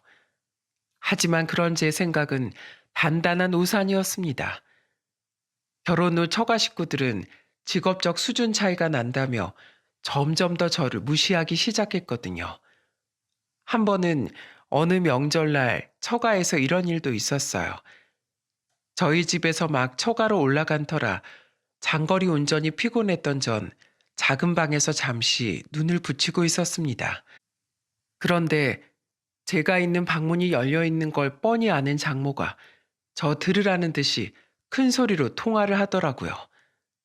그 통화 소리를 듣고 저는 자괴감에 빠지고 말았죠. 우리 영애 방금 왔지. 우리 사위? 그냥 일반 회사 다니는데 에휴 진짜 꼴 보기 싫어 죽겠어. 지금도 방에서 자고 있는데 드르렁대는 코를 콱 쥐어박아 버리고 싶더라니까. 그놈만 아니었어도 우리도 충분히 의사나 사자 직업 사이 정도 볼 수 있었을 텐데 말이야. 예전에 그놈 칭찬하지 않았었냐고? 그놈이 진짜 여우인 거지. 쥐꼬리만한 월급 받는 양복쟁이 주제에 의사 안에 얻으려고 무려 8년 동안이나 공을 들인 거라니까. 바보같이 그땐 그런 생각도 못하고 그냥 우리가 멍청하게 좋아한 거야. 그걸 이제야 깨달았으니 우리가 누굴 탓해? 바보같이 착한 우리 영엔 그놈의 의리가 뭔지 또 정이 뭔지 마음이 약해져선 그냥 그놈하고 결혼한 거야. 웬만한 남자를 옆에 세워놔도 우리 영애가 빠질 거 하나도 없는데 내가 볼 때마다 복장 터져 죽겠어. 에휴, 얼른 속 시원하게 이혼이나 해버렸으면 소원이 없겠네. 장모는 저만 보면 못마땅하게 눈을 치켜뜨기 바빴습니다. 장인과 처남의 태도 또한 별다를 바가 없었죠. 장인어른, 오랜만에 퇴근하고 과메기에 소주 한잔 하실래요? 과메기 같은 소리 안 해. 자넨 장인에 대한 예의도 없나? 장인을 대접하려면 적어도 고급 횟집 정도는 데려가야 할 거 아니야? 의사 딸도 내 친구는 사업하는 사위둬서 맨날 골프에 고급 한정식 집에 호강하고 산다는데 난 고작 과메기 같은 거나 얻어먹고 다닌다고 하면 사람들이 날 뭐로 생각하겠나? 에이, 직업이 별로면 돈이라도 많이 벌던가. 그렇게 말씀하시면 서운해요, 장인어른. 예전엔 과메기만큼 맛있는 안주가 없다고 하시면서 저랑 자주 드셨잖아요. 저는 장인어른 생각나서 일부러 전화드린 거예요. 그때랑 지금이랑 같아? 내 딸이 의사잖아, 의사. 의사 아내를 뒀으면 자네도 처가대하는 수준을 좀 높여야지. 왜 이렇게 센스가 없어? 처남, 생일 축하해. 이거 트레이닝복 세트야. 처남 요즘 운동 시작했다며? 좋은 거 입고 운동하라고 질 좋은 메이커로 샀어. 생일 선물로 운동복이요? 아, 이런 거 줄 거면 차라리 그냥 용돈으로 주시지. 누나, 설마 저게 다야? 돈도 잘 벌면서 뭐 브랜드 노트북이라던가 그런 거 없어? 친구들한테 누나 의사라고 엄청 자랑해놨는데 생일 선물로 운동복 받았다고 하면 내가 뭐가 돼? 마음에 안 들어? 열심히 고른 건데. 근데 처남, 선물은 마음이지 금액이 다가 아니잖아. 그리고 처남이 전화로 요구했던 용돈 100만 원이나 200도 넘는 브랜드 노트북은 생일 선물로 주기엔 가격이 너무 과했어. 아무리 처남 누나가 돈 잘 번다고 해도 우린 재벌이 아니야. 받기 싫으면 그냥 받지 마. 그걸 또 왜 뺏어가요? 줘요. 입으면 되잖아요. 그 돈이 과하긴. 누난 돈 잘 버는데 매형만 못 버는 거면서. 야, 송강현. 내가 의사지 네가 의사야? 왜 네가 내 직업 가지고 유세야? 그리고 이 운동복도 좋게 30만 원도 넘게 주고 산 거야. 네 매형이 매장까지 직접 가서 고르고 고른 거라고. 다들 너무하네 정말. 엄마도 아빠도 너도 우리 남편이 우리 가족한테 그리고 나한테 얼마나 잘했는지 잊었어? 사람들이 염치가 있어야지. 어떻게 오빠한테 이렇게 못되게 굴어? 나 이러면 이제 친정 안 올 거야. 화도 나고 서러웠지만 아내는 항상 제 편이었기에 저는 그 세월을 버틸 수 있었습니다. 하지만 저도 사람인지라 점점 처가 식구들에게 마음이 멀어지고 있었죠. 선물도 하지 않고 아내와 상의하에 무슨 날이면 형식적인 용돈만 챙겨드렸어요. 저밖에 모르는 아내만 아니었다면 진즉에 이혼하고 연을 끊고 싶을 정도로 너무 많은 상처를 받았거든요. 하지만 그렇게 철석같이 믿었던 아내마저 결국엔 저를 배신하더라고요. 언제부턴가 아내는 자꾸 집에 늦게 들어오고 저를 대하는 태도가 냉랭해지더군요. 대체 왜 이러냐고 물어도 묵묵부답이었죠. 그러던 어느 날 저는 아주 충격적인 광경을 목격하게 되었습니다. 퇴근길에 보니 고급 외제차 한 대가 저희 아파트 정문 앞에 세워져 있더라고요. 그리고 그곳에서 내린 두 사람을 보는 순간 저는 심장이 쿵 내려앉고 말았어요. 차에서 내려 서로 껴안고 진한 스킨십을 나누던 두 사람 중 한 명은 다름 아닌 제 아내였거든요. 저보다 어려 보이는 그 남자와 긴 작별 인사를 한 아내는 저와 눈이 마주치더니 잠깐 멈칫한 후 그대로 유유히 아파트 입구로 들어가 버렸죠. 충격에 잠시 자리에 굳었던 저는 정신을 차리고 집에 들어가 아내에게 따지기 시작했습니다. 그런데 아내는 당황하긴커녕 오히려 잘 됐다는 표정으로 제게 이러는 게 아니겠어요? 그놈 대체 누구야? 당신 요즘 태도가 이상하더니 여태 바람 피우고 있던 거였어? 차라리 잘 됐네. 당신한테 어떻게 말해야 하나 고민이었는데 이런 거 보면 나도 마음이 참 약하다니까. 당신에 대한 정 때문에 여태 이혼 못하고 있었거든. 이혼? 당신 왜 이렇게 당당해? 나한테 잘못했다고 싹싹 빌어도 모자랄 마당에 이게 무슨 태도야? 내가 잘못한 건 인정해. 근데 나도 그동안 많이 참았어. 나도 불만 정말 많았는데 그동안 당신이 나한테 해준 것들 때문에 고마워서 정으로 버티고 있던 거야. 나 우리 결혼 생활 슬슬 지긋지긋했어.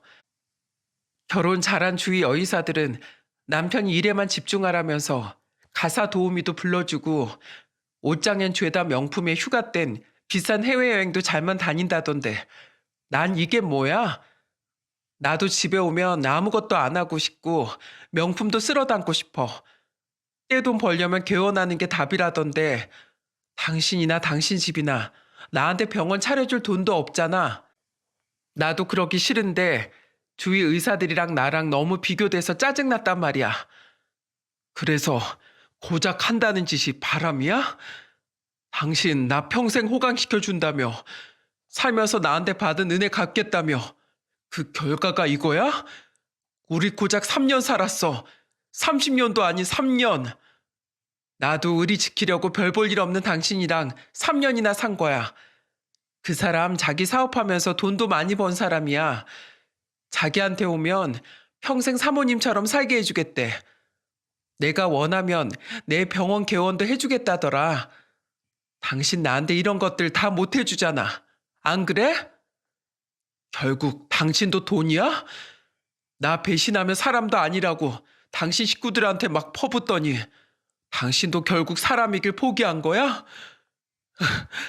당신이 어떻게 나한테 이럴 수가 있어? 난 괜히 양심 있는 척하는 사람보단 그냥 돈의 노예가 될래. 살다 보니 돈이 다는 아니어도 돈이 최고인 거 맞더라고. 그동안 당신이 고생해준 거 내가 이 아파트에 주는 걸로 퉁치자. 이 정도면 보상으론 충분하지? 장난쳐? 이 아파트 당신하고 내 돈 합쳐서 대출받아서 산 집이잖아.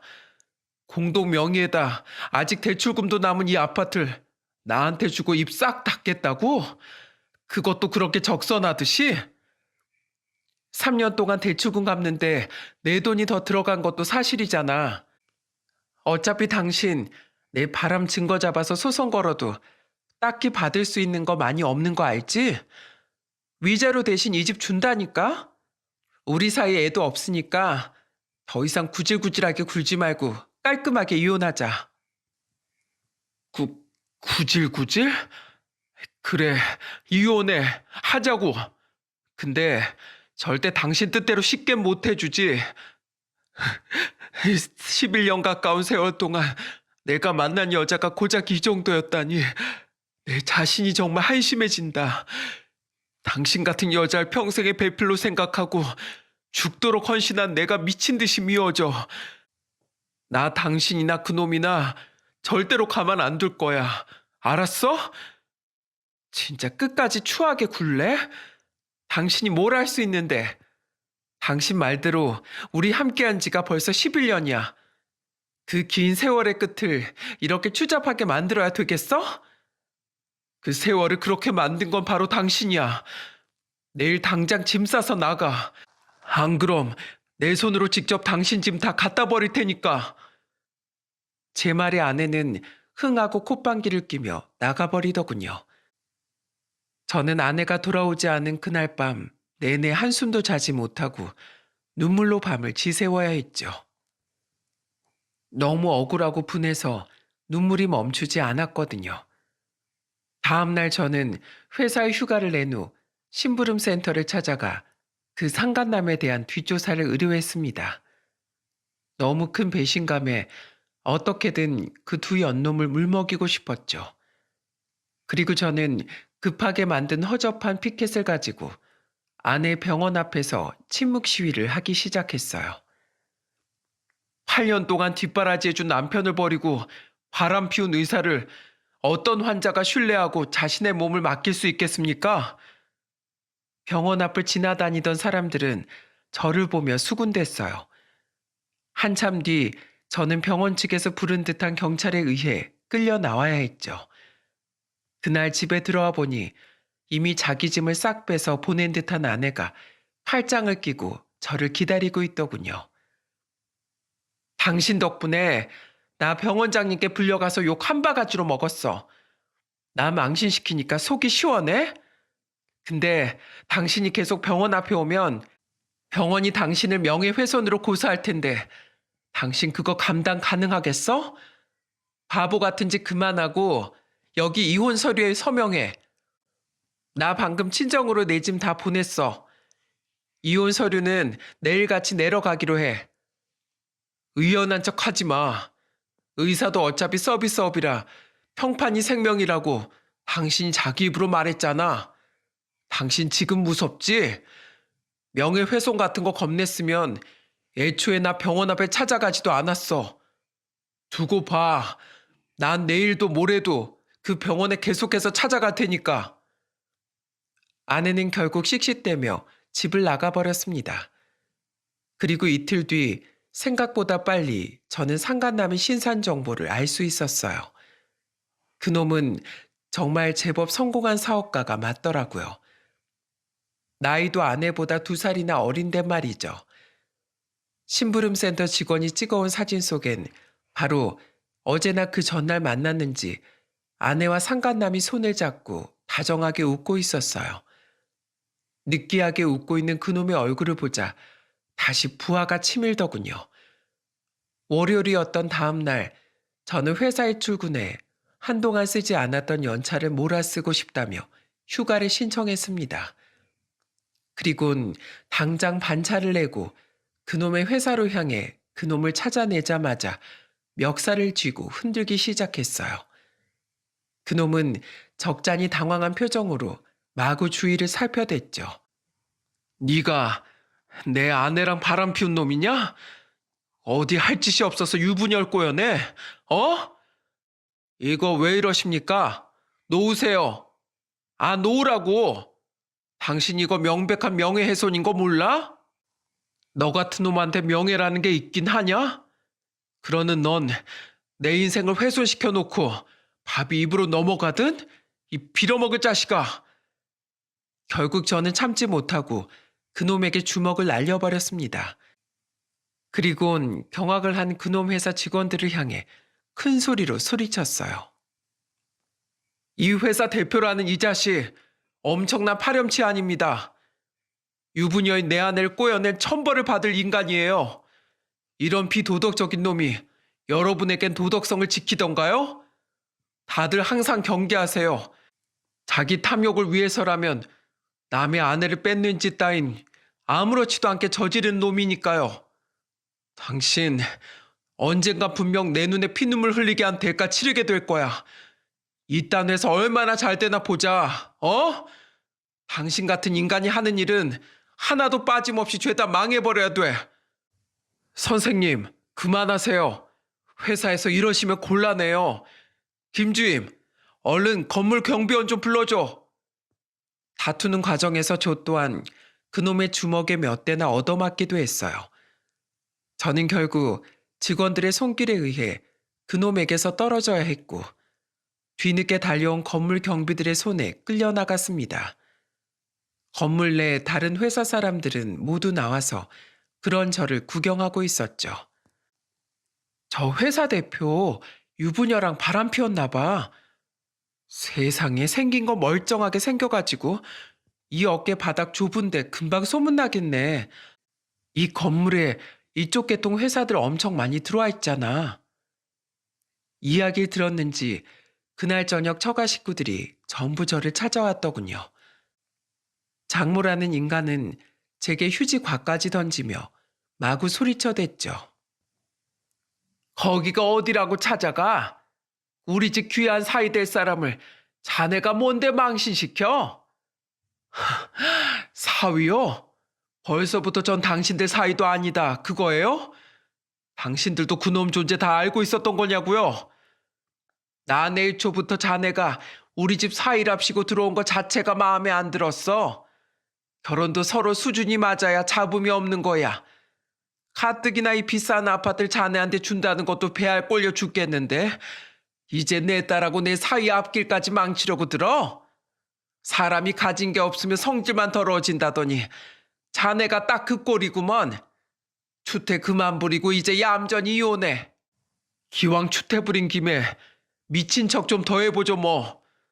내가 당신들한테 어떻게 했는데 암 투병 중인 당신한테도 내가 얼마나 지극정성이었는데 어떻게 나한테 다들 이럴 수가 있어요? 그걸 몇 년을 우려먹는 건가? 자네 아니었어도 어차피 다 나을 병이었어. 그깟 푼돈 들이면서 우리한테 잘해준 일로 내 딸 발목 잡는 짓 이제 그만하게. 그래요, 매영. 어차피 이미 끝난 인연 때문에 그렇게 기운 쓸 필요 뭐가 있어요? 기왕 이렇게 된 거 우리 인연이 아니었다고 생각하고 서로 깔끔하게 정리합시다. 예? 매영 지금 너무 추해요. 이 천하의 모렴치한 인간들. 어떻게 집안 인간들 중에 양심이 있는 인간이 단 한 명도 없어. 난 당신들이 당신들 딸 대신해서 나한테 사과라도 하러 온 줄 알았어. 그래서 집 문도 열어준 건데 내가 바보였네. 당신들 언젠간 분명 천벌받을 거야. 당신들 딸이 누구 덕에 이렇게 잘 될 수 있었는지, 내가 당신들한테 어떻게 했는지 싹 다 기억에서 지워버린 당신들 또한 언젠간 세상의 기억에서 지워져 버릴 거야. 사람은 뭐든 자기가 한 일을 그대로 돌려받는 법이니까. 나가. 당신들은 더 이상 내 가족 아니야. 그렇게 그들을 쫓아낸 뒤 저는 바닥에 주저앉아 서럽게 울었습니다. 그 긴 세월 동안 저만 그들에게 진심이었던 것 같았죠.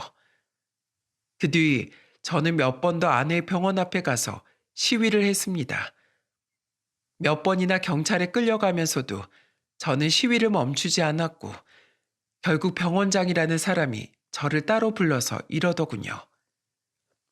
정말 우리가 당신을 명예훼손으로 고소해야 끝내시겠어요?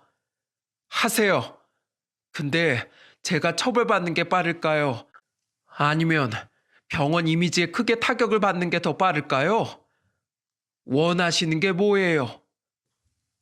절 배신한 제 아내가 불이익을 받는 겁니다. 그 건은 이미 병원 내에서 이야기가 되었습니다. 얼마 뒤 있을 재계약 때 우린 더 이상 손영애 의사와 계약하지 않을 거예요. 이미 사장님의 시위를 본 동네 사람들에게서 민원이 많이 들어와서요. 그러니 우리 병원에 피해를 주는 일을 제발 그만둬 주세요. 아니면 저희 병원도 정말 고소를 할 수밖에 없습니다. 그리고 그와 별개로 사장님 가정의 일은 진심으로 유감입니다. 병원장의 말에 그제야 저는 시위를 멈췄습니다. 재계약 불발 소식을 들은 아내는 시근덕대며 제게 찾아왔더군요. 어디 해보자 이거지? 나랑 만나는 사람, 당신이 찾아왔던 일 알게 된 다른 회사랑 계약도 하나 불발됐어. 당신, 내가 명예훼손으로 그 사람이랑 같이 진짜 고소할 거야. 아파트고 뭐고 어디 소송으로 한번 싸워보자. 어? 싫어. 협의 이혼하고 아파트 내놔. 고소도 할 생각 추호도 하지 마. 안 그럼 나 당신 옮기는 병원도 어떻게든 알아내서 똑같은 짓 또 할 거야. 개원을 하면 그 병원 앞에서 농성이라도 벌일 거야. 내가 못할 것 같아? 난 내 청춘을 다 바친 아내한테 배신당한 사람이야. 더 무서울 것도 없다고. 인생 한번 말아먹어 볼래? 아니면 순순히 아파트 내놓을래? 당신 진짜 왜 이렇게 독해졌어? 지금 나 겁박하는 거야? 당신 원래 이런 사람 아니잖아. 왜 이렇게 지저분하게 굴어? 똥밭에서 구르면 내 몸에도 똥이 묻는 게 당연한 거 아니겠어? 나도 이젠 당신네 가족한테 나는 더러운 악취에서 벗어나고 싶으니까 아파트 내놓고 도장 찍어. 아니면 진짜로 끝까지 해보던가. 이판사판이었습니다. 결국 아내는 울며 겨자 먹기로 협의 이혼에 동의했어요. 그렇게 저는 받아낼 수 있던 위자료보다 큰 이득인 아파트 명의를 넘겨받고 아내와 갈라서게 되었죠. 저희 부모님과 동생들은 분개에 맞지 않으면서도 저를 걱정했습니다. 저 괜찮아요, 어머니. 속 시원하게 복수됐으니 이제 저도 제 인생 다시 새 출발해야죠. 저 보란 듯이 잘 살 거예요. 그러니 아버지도 동생들도 제 걱정하지 말라고 말해주세요. 의연한 듯 이야기했지만 사실 전 전혀 괜찮지 않았습니다. 저는 매일 밤 남들이 저를 조롱하는 악몽에 시달렸어요. 호구처럼 저를 배신한 전 아내와 전 처가 식구들에게 헌신한 등신, 계속된 무시에도 전 아내를 믿고 버텼던 미련 곰탱이, 평생 헌신한 여자한테 복수하겠답시고 몸부림쳤던 추잡한 인간. 꿈속의 사람들은 저를 향해 그렇게 비웃으며 손가락질했죠. 저는 현실의 사람들까지 저를 손가락질하며 수군대는 것처럼 느껴지는 피해 망상에 시달리기 시작했어요. 저는 결국 회사 생활에까지 지장을 받아 회사도 그만두었고 잘 자지도 먹지도 못한 채 집안에 틀어박혀 사회 부적응자가 되어갔습니다. 그런 저를 끌어낸 건 대학 때부터 절친했던 제 친구였어요. 폐인처럼 지내던 저를 찾아온 친구는 그런 저에게 냅다 주먹을 내리꽂았죠. 그리고 친구는 진심으로 화를 내며 흐느끼더군요. 이 바보야. 피해자는 넌데 왜 너만 이렇게 인생을 망가뜨리고 있어? 네 인생 망가뜨린 그 연놈들은 다 잘 살고 있다더라. 인생 망했네 뭐네 하면서도 결국 두 연놈은 너랑 이혼한 지 1년도 안 돼서 재혼했대. 네 장인 장모였던 인간들은 떵떵거리면서 잘 살고 네 처남이었던 그놈은 아예 회사도 그만두고 그놈 회사에 들어갔다더라. 그리고 네 아내도 아예 그놈이 병원 개원해줘서 전보다 더 잘 먹고 잘 산대.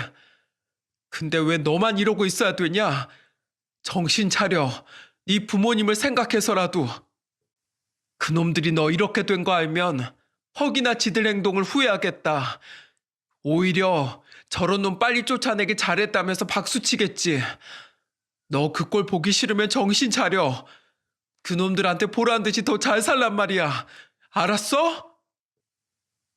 진심으로 저를 위하는 친구의 말에 정신이 번쩍 들었습니다.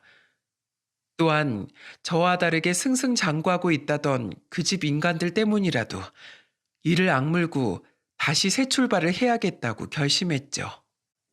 하지만 이미 제 자존감은 바닥으로 떨어져 있던 상태였고 몸도 마음도 이미 많이 쇠약해져 가고 있었어요.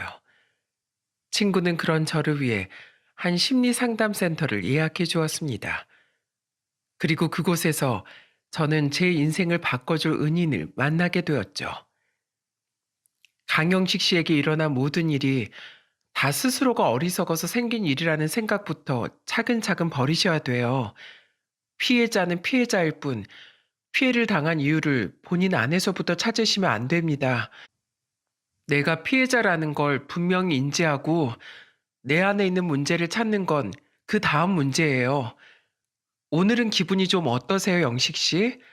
전보다 표정이 더 좋아지신 것 같아요. 선생님 말씀대로 모든 게 다 제 탓이라는 자괴감을 내려놓으니까 마음이 한결 편해졌어요. 잘 됐네요, 영식 씨.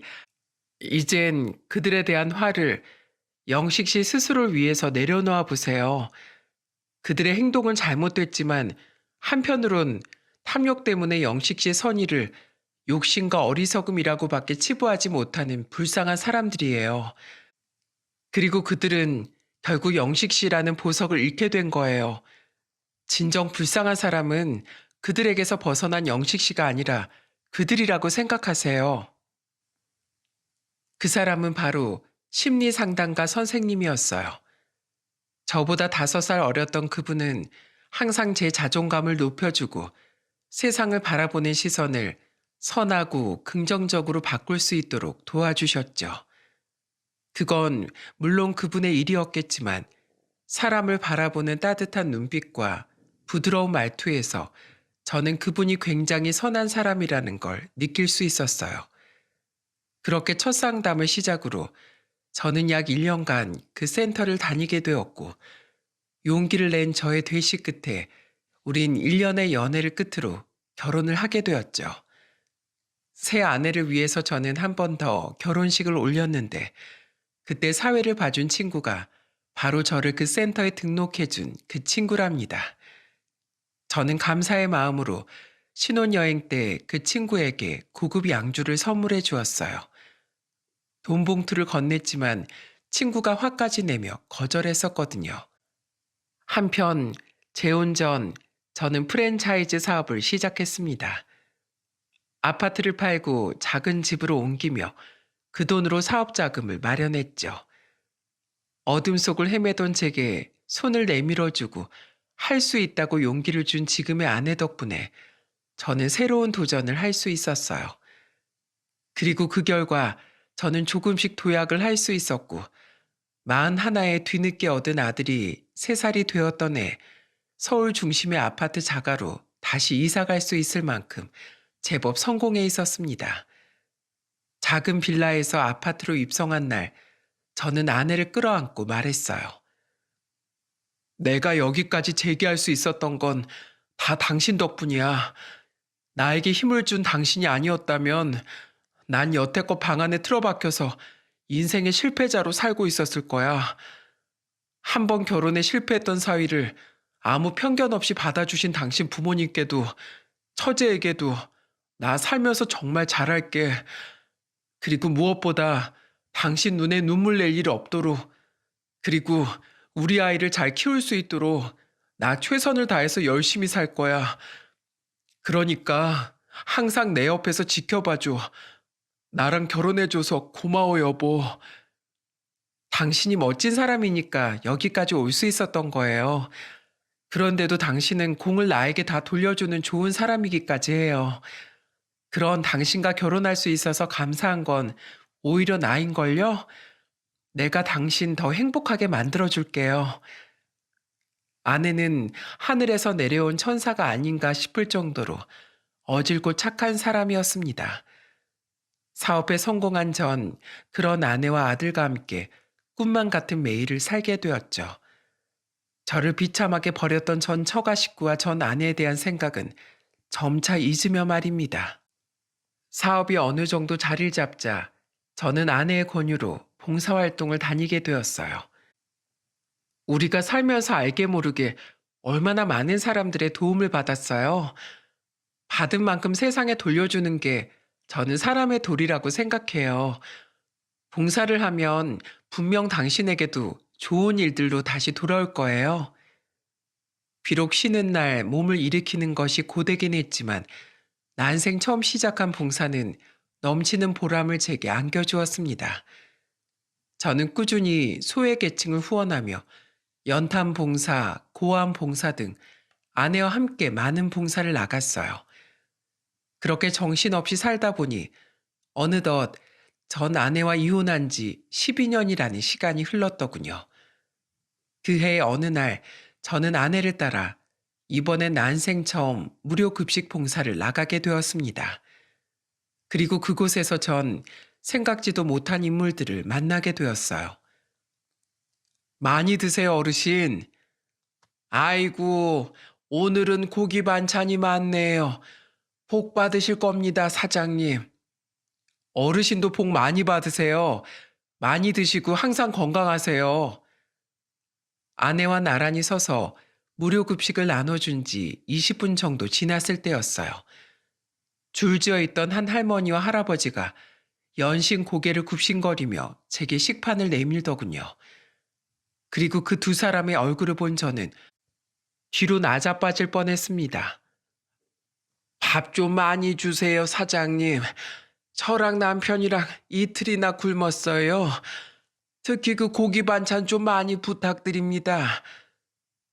다리를 쩔뚝이며 걷던 할머니는 제 손에 들려있던 배식 스푼에서 눈을 떼지 않고 말하더군요. 비록 머리가 하얗게 새었지만 저는 한눈에 그 사람을 알아볼 수 있었습니다. 그 두 사람은 바로 12년 전 제일 앞에 나서서 저를 내쫓았던 두 사람, 바로 전 장모와 장인이었어요. 너무 놀라서 손이 벌벌 떨리기까지 하더군요. 오래도록 잊고 있던 지난 과거가 물밀듯이 떠올랐거든요. 두 사람은 미동이 없던 저를 그제야 의아한 눈빛으로 올려다봤습니다. 그리고 제가 그들을 향해 쓰고 있던 마스크를 벗고 얼굴을 드러낸 순간 그들의 얼굴은 사색이 되고 말았죠. 자네는? 강서방, 자네 강서방 아닌가? 그동안 무슨 일이 있던 건지 다리를 쩔뚝이던 전 장모와 백발이 된 전 장인은 입을 떡 벌리고 저를 불렀습니다. 강서방이라는 말에 저는 인상을 구기고 말했어요. 누구더러 강서방이라고 하십니까? 날 사위 자리에서 내쫓은 사람이 바로 당신들이잖아요. 아이고, 강서방, 잘 지냈는가? 이게 얼마만이야 그래. 그런데 그때 이 짧은 대화를 듣고 옆에 서 있던 아내가 눈치를 챘나 보더라고요. 아내는 저와 그들을 번갈아 보다가 조용히 제 손에 들려있던 배식 스푼을 집어들고는 이렇게 말해 주었죠. 여보, 여긴 내가 알아서 하고 있을 테니까 가서 인사라도 하고 와요. 그들이 누군지 알면서도 아내는 끝까지 저를 배려해주는 사람이었어요. 저는 그런 아내에게 고맙다고 인사하곤 그들에게 따라오라고 말했죠. 그리고 식판을 든 두 사람과 저는 구석진 테이블에 앉아 이야기를 시작했습니다. 그리고 그들에게 듣게 된 그간의 사정은 가히 충격적이더군요. 먼저 입을 연 건 전 장인이었죠. 자네 얼굴이 폈구먼. 잘 살고 있는 모양이야. 네, 저 사업으로 제법 성공해서 살고 있어요. 그랬구나, 그랬어. 참 잘 되었네. 축하하네. 그건 그렇고 두 분은 그동안 무슨 일이 있었기에 이런 데서 밥을 드시고 있는 거예요? 그 잘난 의사 딸의 사업가 사위는 어쩌고요? 우리 쫄딱 망했네, 강서방. 이게 다 그 사위라고 부르기도 싫은 그놈 때문이야. 그놈은 아주 사람 피를 빨아먹는 기생충 같은 놈이었어. 처음엔 우리 딸한테 병원도 개원해주고 둘이 잘 살았네. 우리한테도 돈도 펑펑 써서 우리도 잠시나마 떵떵거리면서 살았지. 우리 아들은 그놈 회사로 이직까지 했어. 근데 그놈이 알고 보니 자기 사업 파트너나 고객들한테 주식으로 돈을 불려준다면서 투자금을 받고 다녔던 거야. 처음엔 제법 돈도 불려주고 했던 모양인데 나중에 우리나라 주식 시장이 안 좋을 때 그놈의 모든 행각이 다 드러나 버렸네. 주가가 폭락하니까 그동안 조금씩 고객들 돈을 횡령했던 그놈이 어떻게든 돌려막으려고 계속해서 고객들한테 돈을 뜯다가 감당이 안 될 만큼 액수가 커지니까 우리한테까지 손을 벌렸어. 곧 갚겠다면서 당시 우리 딸이 사줬던 우리 집을 담보로 거액의 대출을 받고 의사라서 대출이 잘 나오던 우리 딸 명의로 자기가 해준 병원을 담보까지 해서 대출을 몇 번이나 받았지. 사업 자금 때문에 필요한 줄 알았는데 알고 보니까 고객들한테 돈으로 장난질한 걸 들켜서 합의금을 물어줘야 했던 거야. 우린 다 알게 되고 나서도 어떻게든 일단 그놈부터 살리려고 그 돈을 내어줬어. 근데 그놈이 우리한테까지 사기를 쳤던 거야. 그놈은 그 돈을 전부 가지고 합의금으로 내지도 않고 날라버렸어. 대표가 도망가니 회사는 쑥대밭이 돼버렸지. 그 뒤로 그놈을 잡으려고 경찰이 백방으로 찾아다녔는데 결국 여태까지 찾지도 못했네. 게다가 그 사기 행각이 알고 보니 그 회사를 다니던 우리 아들놈까지 연루되어 있던 거야. 졸지에 모든 일을 뒤집어 쓴 우리 아들 때문에 우리랑 다른 병원도 팔고 집도 다 팔아서 합의금을 마련했네. 물론 대출금을 갚으니 남은 돈은 택도 없는 금액이었지만 그래도 그 덕에 우리 아들은 감형을 받고 2년만 교도소 수감 생활을 할 수 있었지. 그럼 집도 병원도 다 날리고 강현이가 교도소까지 다녀왔다고요? 그럼 지금 그 둘은 뭐하고 두 분만 여기서 이러고 계세요? 에휴, 다른 병원의 페이닥터로 딸이 다시 취직을 하긴 했는데 좁은 원룸 월세에 셋이 살다 보니 다들 신경이 날카로워졌어. 딸은 매일같이 술을 마시다가 음주 수술을 한 게 적발돼서 병원에서도 잘렸네. 다행히 환자에게 이상은 없었지만 의사로서 절대 해서는 안 될 행동이었으니까. 근데 이미 알코올 중독이 된 영애는 정신 못 차리고 음주운전을 하다 무려 3번이나 적발이 됐어. 겨우 강연히 그놈이 출소했나 싶었더니 이젠 영애가 1년 반 동안 교도소에 들어간 거야. 글쎄, 잘났다고 자랑하던 2 자식이 전부 범죄자 신세가 됐으니 정말 억장이 무너졌네. 강연인 우리와 잠시 살긴 했지만 우리 때문에 자기 인생이 그렇게 된 거라며 우리와 인연을 끊고 떠나버렸네. 나중에 수소문해 보니 지방에서 배달음식 기사로 근근히 살고 있다더구만. 그 소식을 마지막으로 그놈은 거기에서도 자취를 감췄어. 왜 그게 2분 탓이에요? 그게 내가 말할게요, 여보. 아휴, 미안하네, 강서방. 우리가 자네한테 참 면목이 없어. 사실 지인들을 통해서 그 몹쓸 놈을 영애에게 소개시켜 준 게 바로 우리였네. 네? 그럼 결국 2분이 정말로 저를 이혼시켰다는 말이네요? 그래, 미안하네. 덕분에 자네에게 큰 상처를 준 벌을 우리가 이렇게 톡톡히 받고 있네.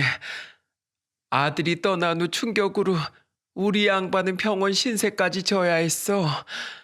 그리고 난 원래 있던 당뇨가 심해지며 지금 다리 한쪽을 제대로 쓰지도 못하고 있지. 딸은 그 뒤 출소해서 다시 일을 구하려고 했는데 서울에 있는 병원에선 음주 수술에 음주운전 전과까지 많았던 우리 딸을 받아주지 않았어. 결국 우리 딸 또한 자기 동생처럼 자기 인생을 말아먹은 우릴 탓하고 욕까지 하면서 떠나버렸네.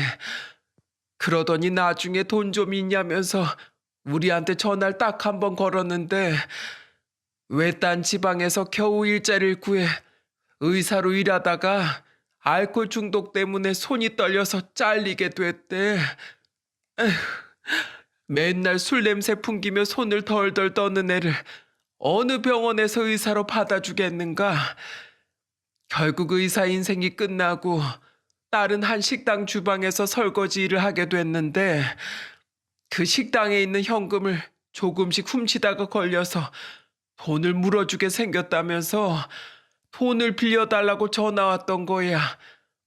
근데 우리 남편도 몸이 엉망이 돼서 더 이상 막노동도 못 나가는 상황에 돈이 어디 있겠나. 돈이 없다고 하니 쌍욕을 하며 전화를 끊더라고. 그때도 술을 마시고 있는 것 같았어. 그 뒤론 우리 전화를 차단했는지 받지 않았네. 그렇게 딸까지 연락을 끊긴 지 벌써 2년이 넘었어. 나랑 내 아내는 폐지를 주우며 월세 30만 원짜리 지하방에서 지내면서 이런 무료 급식이나 정부에서 지원해주는 라면하고 쌀을 받아서 근근히 살고 있네. 강서방, 우리가 진짜 우리를 위하던 사이가 누구인지 너무 늦게 깨달았어. 자네 같은 사람이 또 어디 있겠나.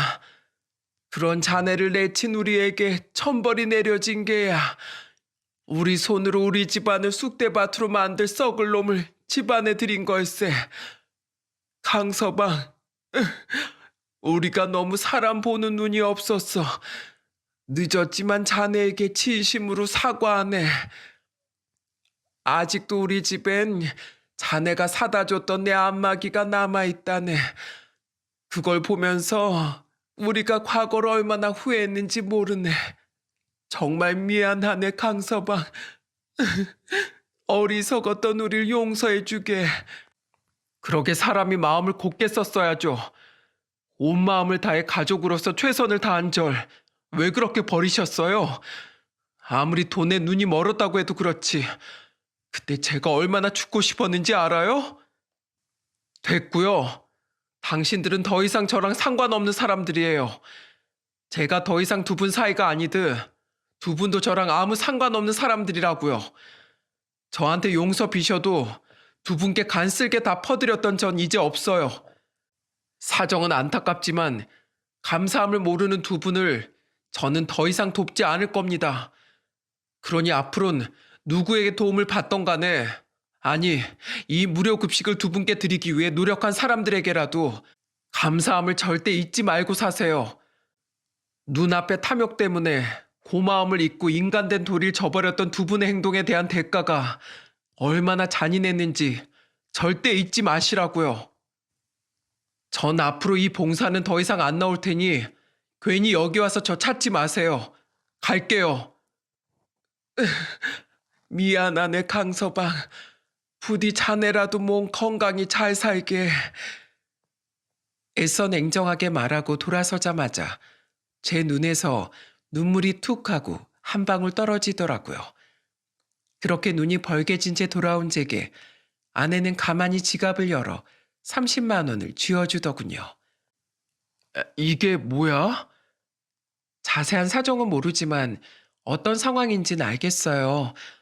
여보, 저 사람들이 바로 당신 마음에 깊은 상처를 줬던 당사자들이죠? 하지만 지금 당신은 이렇게 잘 살고 있고 저들은 그저 힘없는 노인이잖아요. 젊은 당신이 조금 더 용기 내서 용서해 주세요. 이 돈 저분들께 가져다 드려요. 그리고 이걸로 저 사람들과 영원히 작별해요. 과거 당신의 상처와도요. 끝을 알 수 없을 만큼 아내는 속 깊은 사람이었습니다. 저는 잠시 망설이다가 그들의 한 달치 월세에 달하는 그 돈을 그들에게 가져다 주었죠. 그리고 아내의 말처럼 저는 그토록 저를 괴롭혔던 과거와 작별을 하게 되었어요. 보태 쓰세요. 비록 과거의 두 분은 제게 못된 짓을 하셨지만 그 덕에 저는 지금 세상에서 가장 소중한 아들과 새 아내를 만날 수 있었어요. 이건 당신들이 아니라 아내를 만나게 해준 세상에 대한 작은 감사함의 표시입니다. 그러니 두 분도 제발 앞으로는 사람된 도리를 절대 잊지 말고 사세요. 가보겠습니다. 고맙네, 강서방. 이 은혜 우린 절대로 잊지 않겠네. 그들은 눈물을 흘리며 제게 90도로 허리 숙여 인사까지 하더군요. 그날 봉사를 마친 후 아내는 저를 꼭 안아주었습니다. 그리곤 훌륭하고 장하다며 저를 다독여 주었죠. 저를 비참하게 버린 전 처가 식구들은 그처럼 삶이 송두리째 망가진 채 근근히 삶을 이어가고 있었습니다. 심지어 전 아내와 전 처남의 근황은 아무도 모르는 상태로 그들은 점점 세상의 기억에서 잊혀가고 있었죠. 그게 바로 몇 달 전의 일이었습니다. 그 뒤 저는 다른 봉사는 나갈지언정 무료 급식 봉사만큼은 나가지 않고 있어요. 앞으로 2번 다시 볼 일은 없겠지만 원망이 사라진 지금 저는 부디 전 처가 식구들과 전 아내가 더 이상의 불행을 겪지 않고 이제라도 올바른 마음으로 살아가길 바랄 뿐이에요. 아내의 말처럼 저는 그들에게 돈을 주며 진정으로 과거의 상처와 작별할 수 있었어요. 분명 일상엔 변함이 없건만 제 마음은 전과 다르게 깃털처럼 가벼운 기분입니다. 제가 새 사람이 된 것도 과거의 상처에서 자유로워진 것도 모두 현명한 제 아내 덕분이에요. 저는 저를 사람처럼 살게 해준 귀인인 지금의 아내에 대한 고마움을 절대 잊지 않고 앞으로 지금의 장인 장모님께도 최선을 다해 효도하며 살 생각입니다. 그리고 부디 지금 9살인 우리 아들이 미련한 저보다 현명한 아내를 많이 닮으며 자라주길 바라고 있죠.